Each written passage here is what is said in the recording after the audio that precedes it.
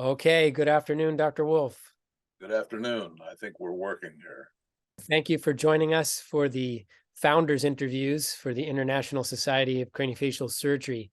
I was hoping you could start off telling us a little bit today about your own background and how you initially decided on a career in surgery and then more specifically plastic surgery. Well, my grandfather, Ray Bobbitt, was a urologist, and he wanted me to be a urologist, of course, but I was not particularly interested. When I was in medical school, I was thinking I wanted to be a neurosurgeon.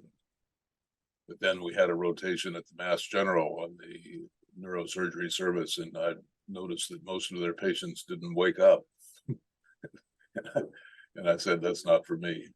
When I was a medical student, third year at Harvard, they took us to the Fernald School, which was also known as the Fernald School for the Feeble-Minded. And we had a didactic session where they got a number of children, or some of them adults, and brought them up on the stage. So here's somebody with Apert syndrome, here's somebody with Treacher-Collins, here's somebody with Down syndrome, and we just had show and tell. But there was no mention of any treatment. And many of those children had normal IQs or above normal and were put in this institution for the feeble-minded. And that offended my sensibility. So it wasn't until 1973 that I first heard Dr. Tessier speak in Montreal, actually. Here he had the treatment for all of these conditions worked out. And I said, that's what I'm interested in. And tell us a little bit about your experiences with Dr. Tessier and how it is that you were able to arrange that trip to Paris in the early 1970s. Well, I wrote him when I was at the Brigham, and I didn't get an answer. But then I asked Dr. Millard where I was going to be trained in plastic surgery, and Dr. Millard wrote a little note for me because he knew Tessier, and Tessier responded, yes, he's welcome. Now, you want to talk about the founding of the International Society. I think that was in 1983. That had about 10 years of practice at that point. How were people chosen to be members, founding members? I think just activity. If you were active in intracranial surgery, you qualified as a member. Initially, Dr. Tessier was against having an academic society. He said, why don't we just have a travel club and keep it informal? But others, Ian Monroe in particular, wanted to have a society. So they founded it, I think, in 1983, and it was called the International Society of Craniomaxillofacial Surgery. That was a big mistake, because then the European Society of Maxillofacial Surgeons under Hugo Obergäser immediately changed their name to European Society of Craniomaxillofacial Surgery. We didn't crack that problem until the Oaxaca meeting under Fernando Ortiz Monasterio, when Hugo was made an honorary member, and we changed our name to the International Society of Craniofacial Surgery, which is what it should have been all along. Do you recall some of the presentations at that very first meeting? First meeting, I think, was in Saint-Tropez or somewhere in the south of France. Dr. Tessier would give us a presentation, I think, in La Poule in the south of France. He gave us the facial bipartition for the Apert syndrome. I can remember when I was giving my first presentation of the monoblock in Santiago de Compostela in Spain when Joe McCarthy was president. I had 7 minutes, and I got up and started talking as fast as I could. And right at about 3.5 minutes, the moderator, I think it was Whitaker, said, okay, that your time is up. I said, all right, anybody that wants to hear the second half of my paper, I'll be glad to give it during the break. But whether that was intentional or not, I'll never know. You talk in your book about Tessier's praise for your work after hearing that 1991 meeting presentation, and how you came to learn about that later when you were going through some of his notes. Tell us a little bit about that. He took careful notes of every meeting, and he took very careful notes of every patient he examined. But I think after he died, went and spent some time with Murray, his wife, and we went through his papers, and I found the notes that he'd taken on the Santiago de Compostela meeting, and we had the program, and he'd written on the program, and it had next to my name, "Good presentation," or something like that. So I was very touched. Take us through a typical day when you were in Paris for the year. How many surgeries Dr. Tessier would do, what time he would start, what time he would finish, and how he kept up that incredible energy that you have described. Where the energy came from, I don't know. I think he had superpowers.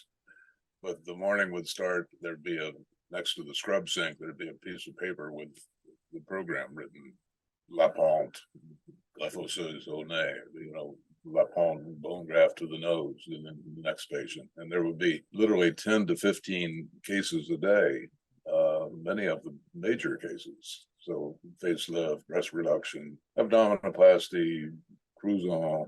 I mean, it would be all in a day. So he did have a number of helpers, including myself after a certain period. So we'd be sewing up a facelift for him when he's in the next room doing something that we'd really like to see, like orbital surgery or whatnot. So the day began at 7:30 to 8. There'd be 3 rooms. There'd be a patient asleep in each room, and the patients would be asleep sometimes for an hour before their operation would start, because he would finish one operation and then just change his gloves and gown and start in the next one. There was 0 turnover time for Dr. Tessier. So that enabled him to do literally 10 to 15 cases a day, 6 days a week. Saturday was one of the biggest days. So I think this is one of the major accomplishments of endurance that I've seen anywhere.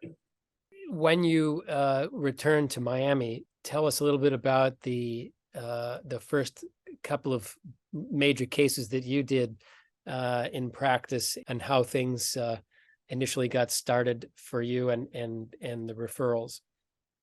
Well, when I was in Paris, team at Jackson, the plastic surgery residency, it saved up quite a few patients for me to operate on. So when I came back, I started almost immediately with fairly major stuff. I can't tell you how late it was, or how it's probably maybe 6 months after I started.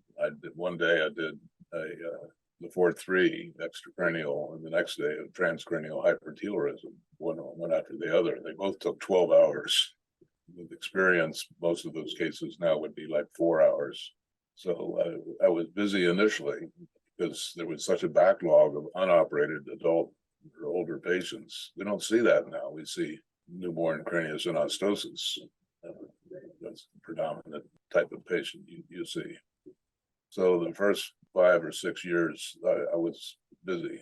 I mean, Henry Kawamoto would invite Dr. Tessier to Los Angeles to operate, and many other people invited him to various towns, but I was greedy, so I wanted to do all the surgery myself. And I invited him to Miami to do a talk at Bascom Palmer Eye Institute, but that was a lecture, not to operate.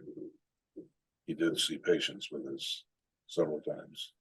The society, we were talking about the initial meeting and how everything was formed. What was your involvement as things got underway in the 80s, and then later did you serve as president at any time, or and tell us a little bit about some of those early periods for the society? I was on the council for 4 years, I think. The council is sort of the organizing entity. And then Cassio Raposo de Amaral was supposed to be the president in Bahia.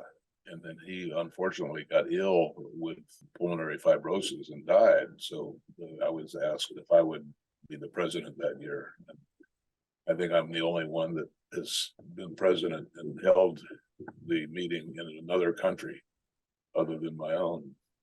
But the meeting went well. And Cassio is fondly remembered by all of us, including his son, or 2 sons. What do you think that if Tessier were to attend this upcoming meeting that we have in the fall in Seattle, what do you think would be some of the things that he might be surprised at in terms of new directions in our field, and what things do you think that he predicted right on the dot? I think he'd be very interested in all the computer technology, virtual surgery. When distraction osteogenesis came along, he never did it, but he wrote a 60-page treatise discussing his thoughts on distraction, or dog, as he called it. distraction osteogenesis. Now, were he at the Seattle meeting, I think he'd continue to be greatly interested in virtual surgery. I think he might be a little disappointed to see how infrequently bone grafts are used. I mean, his founding of craniofacial surgery, in my opinion, depended entirely on the use of autogenous bone grafts. Strictly now, we see so many computer generated cranial parts or orbital parts that I'm not sure he'd be so pleased with that, because people they've lost the ability to work with bone, to harvest the bone safely, to bend it, to mold it, to make the shape that they need. So that's the art of craniofacial surgery. But I'm sure he'd be very interested with the use of computers. He was very interested when the 3D scans came along, and he went down to Australia with David Hemme to see what he was doing. And there was Gabor Herman, I believe, in Philadelphia, was working with 3D scans, and Dr. Tessier visited him several times. Do you think that there's anything that Tessier would have said that he would have done differently in his career? I feel the same way, that I wish I'd had more dental training. Dr. Tessier was the world master of the orbit and cranial surgery. But when we had a sagittal split on the schedule, the fellows would get in there quickly and put arch bars on, because when he got in, he would exert so much force that off would come the orthodontic appliances. So he always had a dental person working with him, Jean-François Toulon, who came from Belair, essentially oral surgery background. More dental training, and I wish I'd had more dental training in my education. Would you have any specific recommendations for our younger society members or trainees now to incorporate more of that dental education? What are some things that we could maybe look at doing? Well, Henry Kawamoto and I used to sit down with Hugo Obergaser and argue with him at dinner. Initially, he maintained that you have to have 2 years of dental training to be completely capable. And we would then say, well, Hugo, when's the last time you did a root canal? When's the last time you made a bridge? So we talked him down to a year and a half, and then we kept working on him. We got him down to a year, and Henry said he eventually got him to 6 months. So I think if there were a curriculum of 6 months, I think you could get what is necessary. I mean, dental anatomy, growth and development, occlusion, gnathology, and particularly orthodontics. Orthodontics is not really taught in dental schools because of the fear that the general dentist will go out and start doing orthodontics. But I think it's key to the jaw part of our surgery. The orbit is the key to the upper part. Anything else that you'd like to add, Dr. Wolfe, to this commemorative video for the society, or words of wisdom for the future?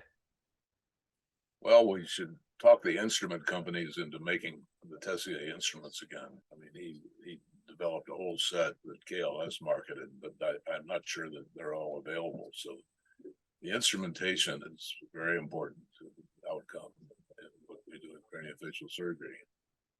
So I would urge more cooperation with the instrument companies. And then for the younger people, we should have more women in craniofacial surgery. We only have a few right now. And I think the dental input is important too.